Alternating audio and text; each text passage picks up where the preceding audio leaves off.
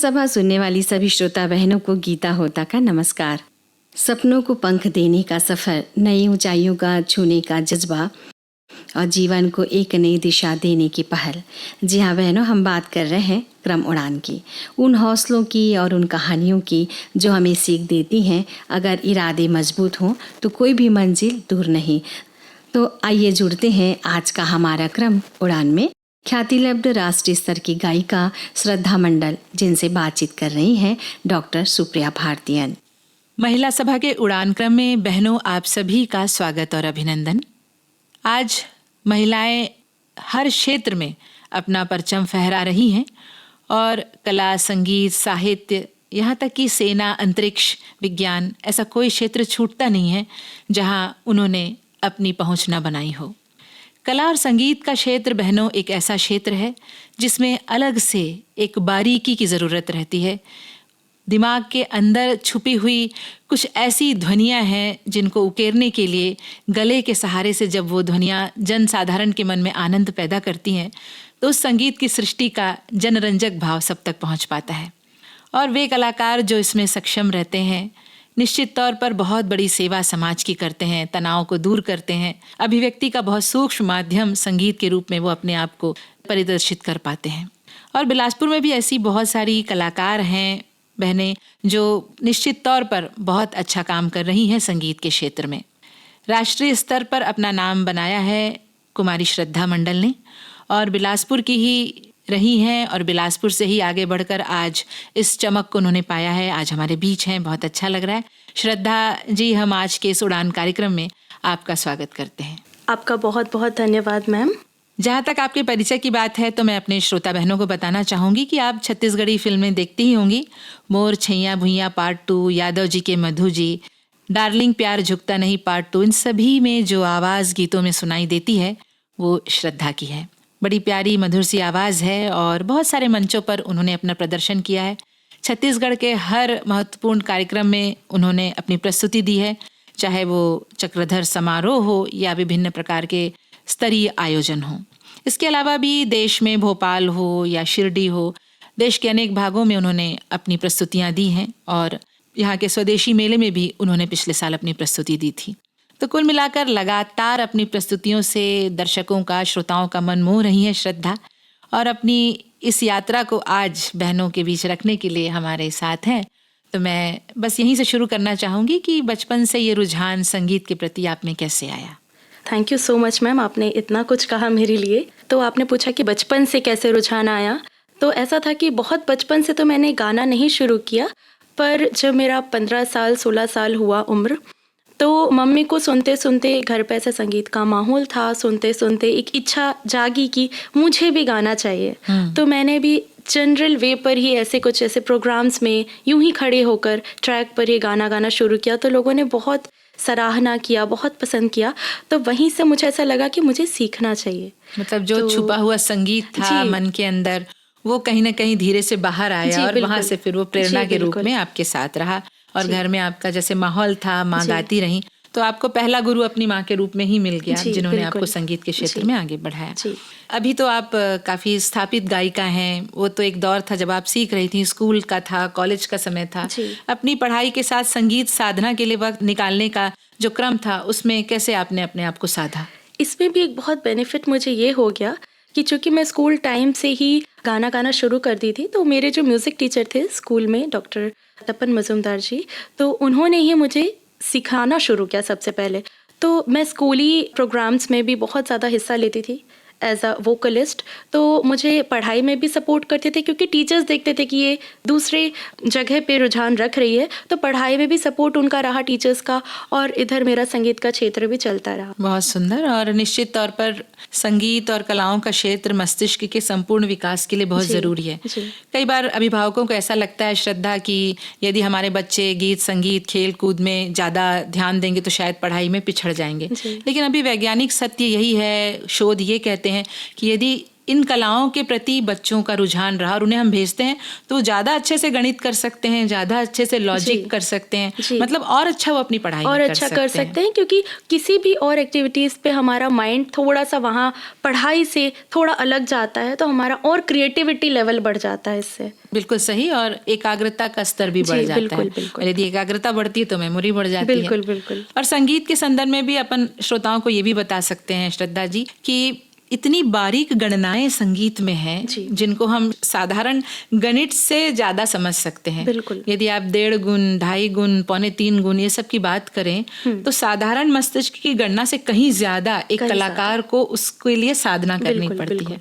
तो आपकी संगीत साधना में कौन से गुरु आपके साथ रहे और किस ढंग से आपने अपने आप को ग्रूम किया? आज का स्तर अलग है, कुछ साल पहले कुछ और था, तो इस स्तर तक आने में साधना कैसी रही, गुरुओं का सहयोग कैसा रहा? जी, तो मैंने वही कहा 15 साल की उम्र से मेरा शुरू हो चुका था, पर मुझे बारीकियाँ या संगीत क्या होता है, किस तरह से सीखा जाता है, कैसे गुरु की खोज, वो एक बहुत बड़ा मेरे लिए एक जूझना था।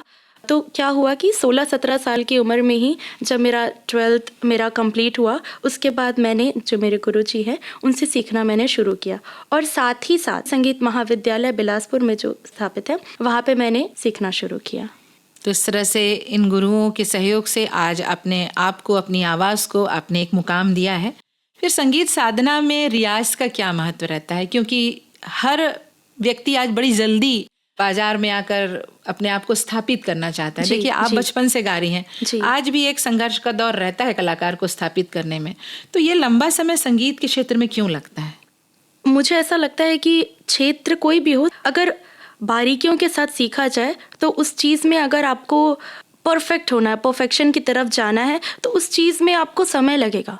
मुझे अब तक तो ये समझ में आया कि समय लगेगा ही। अगर आप किसी भी क्षेत्र में हैं, चाहे वो संगीत हो या चाहे आप खेल की दुनिया में हो या पढ़ाई की दुनिया में हो, आपको समय लगेगा, आपको मेहनत लगेगा, डिटर्मिनेशन लगेगा और बहुत सारी चीज़ें हैं जो आपको त्याग कर उसमें करना पड़ेगा। तो ये सारी चीज़ें रहती है। तो क्या क्या त्याग आपको करना पड़ा? जो आपके मेरे पसंदीदा क्षेत्रों में से क्या छोड़ना पड़ा? जी, मेरा ऐसा था कि स्कूल टाइम से ही जब मैं गाना गाने शुरू करी तो चूँकि कुछ प्रोग्राम्स अटेंड करने थे, सिंगिंग कॉम्पिटिशन्स अटेंड करने थे, तो कई ऐसे जगह थे फ्रेंड्स के साथ पार्टीज अटेंड नहीं हो पा रही है, तो दोस्ती छूटती चली गई मेरी और एक दूसरी ही दुनिया, एक दूसरी ही फील्ड पे मेरा कदम चले गया। तो वहाँ के लोगों के साथ जो मेरा परिचय हुआ वो एक अच्छा बनते चले गया और उन लोगों के साथ छूटना हो गया, ऐसा था। और बहुत सारी ऐसी चीज़ें कि कई बार फेस्टिवल्स में प्रोग्राम रहते तो उस फेस्टिवल को एंजॉय ना करते हुए प्रोग्राम पर ध्यान दिया, तो ऐसे कुछ कुछ चीज़ें रहती हैं। बिल्कुल, वो तो बिल्कुल सही कहा आपने जी। और आपका गला है, उसके लिए नियमित जीवन भी बहुत ज़रूरी है जी। तो शरीर का विशेष ध्यान किस तरीके से रखते हैं कि परफॉर्मेंस अच्छा हो सके? कौन सी नियमित दिनचर्या आप फॉलो करना चाहती हैं या कर पाती हैं? जी, मैं रोज़ कोशिश करती हूँ कि मैं 30 मिनट का एक्सरसाइज कर पाऊँ, जिससे मेरा मतलब जो श्वास की जो ज़रूरत है गाने के लिए, उसके लिए कुछ ऐसे चुनिंदा योगा या एक्सरसाइज है। मैं कोशिश करती हूँ कि अपने शरीर को इन सारी परिस्थितियों में स्टेबल रखने के लिए जो एक एनर्जी चाहिए, वो एनर्जी एक्सरसाइज से ही आती है। तो मैं 30 मिनट का एक ऐसा स्लॉट रखा है मैंने रोज़ का कि मैं उस वक्त अपने आप को देती हूँ। बहुत सुंदर जी। और खाने पीने में कोई परहेज करना ज़रूरी है या उसके बिना भी गला अच्छा रहता है? मुझे ऐसा लगता है कि खाने पीने का ऐसा है कि हर किसी को अलग अलग चीज़ों से प्रॉब्लम होती है, तो जिस भी चीज़ों से लोगों को प्रॉब्लम होती है, अगर वो गले को इफ़ेक्ट कर रही है, जैसे ठंडा चिल्ड पानी या खट्टा, कुछ लोगों को दही सूट नहीं करता, जो भी सूट नहीं करता है आप अपने हिसाब से अंदाज़ा लगा सकते हैं और उस चीज़ को छोड़ सकते हैं। बहुत सही, और बिल्कुल यही बात रहती है, अपना शरीर अपना व्यक्तिगत एक ये है और उसके अनुसार ही आपको निर्णय लेना है कि कौन सी चीज़ आपके लिए अच्छी है, जो अच्छी है और कौन उसको रखिए, जो नहीं है उसको। बहुत सही। और मुझे लगता है जो बहनें आज इस कार्यक्रम को सुन रही हैं, हो सकता है उनमें से कई शौक के बतौर ही अभी गा रही होंगी, लेकिन आपको सुनने के बाद ज़रूर ये लग रहा होगा कि अंदर में कहीं प्रतिभा छुपी है, तो उसे बाहर निकलने का मौका देना चाहिए। फिर एक बहुत बड़ी उपलब्धि जो अभी अभी हाल ही में आपको मिली है, वो है CCRT में आपका चयन होना, central for cultural resources and training. ये भारत सरकार का एक उपक्रम है और उसमें कलाकारों को मौका दिया जाता है, उन्हें फाइनेंशियल हेल्प दी जाती है ताकि वो इस क्षेत्र में कुछ अच्छा कर सके। तो इसके बारे में थोड़ा बताएंगे कि आपने कैसे इसकी चयन प्रक्रिया में क्या क्या किया और कैसे चयन हुआ? जी, centre for cultural resources and training एक बहुत ही अच्छा काम कर रही है, मुझे ऐसा लगता है, क्योंकि जो आपने बोला कि फाइनेंशियल ज़रूरत बहुत एक अहम ज़रूरत है, कई लोगों को नहीं मिल पाती। तो ये जो स्कॉलरशिप है, एक्चुअली ये award of scholarship to young artist in different cultural fields. तो जो मुख्य बात है कि कल्चरल फील्ड्स, कला के क्षेत्र में जो सहयोग मिनिस्ट्री ऑफ कल्चर द्वारा ये हो रहा है, ये एक बहुत अच्छा काम है। और मैं सौभाग्यशाली हूँ कि मैंने अपना फॉर्म फिलअप किया गुरुजी के कहने पर और मेरा सिलेक्शन हुआ। ये एक सौभाग्य की बात है, क्योंकि ये नेशनल लेवल का एग्ज़ाम है और हर क्षेत्र से और हर कला क्षेत्र से बच्चे भाग लिए और उसमें मेरा चयन किया गया। बिलासपुर छत्तीसगढ़ में लाइट क्लासिकल म्यूज़िक में मेरा फील्ड रहा गज़ल, जिसमें मेरा सिलेक्शन हुआ। क्या बात है, हम आपको बधाई देते हैं इस चयन के लिए और हम सभी गौरवान्वित भी हैं पूरे छत्तीसगढ़ की तरफ से, क्योंकि आपका चयन हुआ और राष्ट्रीय स्तर पर आप इस क्षेत्र में कुछ नया कर सकती हैं, कुछ सोच सकती हैं, कुछ परफॉर्मेंस के द्वारा, कुछ कलाकारों के बारे में कुछ खोज करके एक नया चैप्टर लिख सकती हैं। जी, तो बधाई देते हैं। और इतनी अच्छी कलाकार आज हमारे बीच हैं, तो आपसे कुछ सुनना भी ज़रूर चाहेंगे। जी ज़रूर। तो कुछ पंक्तियाँ आपके पसंद के कोई छत्तीसगढ़ी फिल्मी गीत का पहले सुनना चाहूँगी, क्योंकि आपने बहुत सारी फिल्मों में गाया और वो जैसे ही आप गुनगुनाएंगी ना, हमारे श्रोताओं के साथ तुरंत कनेक्ट हो जाएगा। जी बिल्कुल, जैसे कि आपने बताया, मोर छैया भुइयां 2 में मेरा जो गाना आया था, जो बहुत फेमस रहा, जिसे मैंने सुनील सोनी जी के साथ गाया, बस उसके ही कुछ लाइन मैं सुना देती हूँ। मोर जिया धड़क धड़क जाए, जब नैना चार हो जाए, जब नैना चार हो जाए, दिल के आर पार हो जाए, दिल के आर पार हो जाए। झुके झुके नैना मोर, हाय रे हाय, जो ही हृदय के सरी भेद खोलत हावे ना।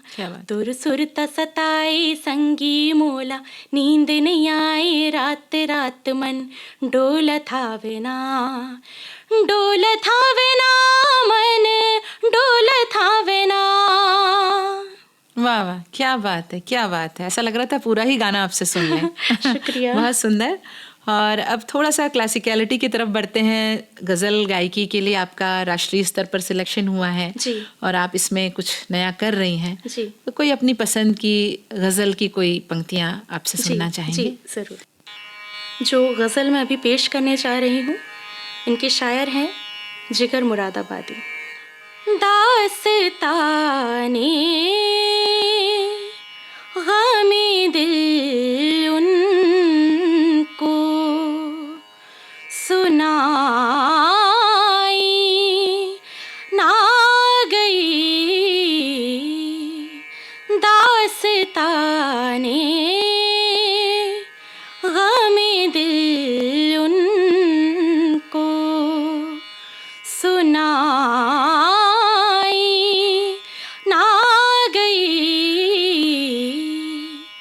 बात बिगड़ी थी कुछ ऐसी के बनाई ना गई, दास्ताने सबको हम भूल गए जोशे जुनून में, लेकिन सबको हम भूल गए जोशे जुनून में, लेकिन एक तेरी याद थी ऐसी जो भुलाई ना गई, दास्ताने। वाह, बहुत सुंदर। बिल्कुल इन ध्वनियों में कहीं खो जाए ऐसा ही लगता है। और आवाज़ और संगीत के इन पंखों पे सवार होकर आपकी उड़ान बड़ी ऊंची रहे। हमारी शुभकामनाएं आपके साथ हैं। क्या संदेश आप हमारी सुनने वाली बहनों को देना चाहेंगी? मैं तो यही कहना चाहूँगी कि आपका जो भी मन करे, आपका जिस भी क्षेत्र में रुझान रहे, अगर आपको ऐसा लगता है आप उस क्षेत्र में कुछ भी कर सकती हैं और आपके मन बहल सकता है, आपको खुशी मिल सकती है, तो बिल्कुल अपनी जीवन शैली से कुछ समय उस क्षेत्र को देने की कोशिश करें, प्रयास करें और बिल्कुल आप इस चीज़ को महसूस करेंगे कि आप ज़्यादा खुश रह पाएंगे।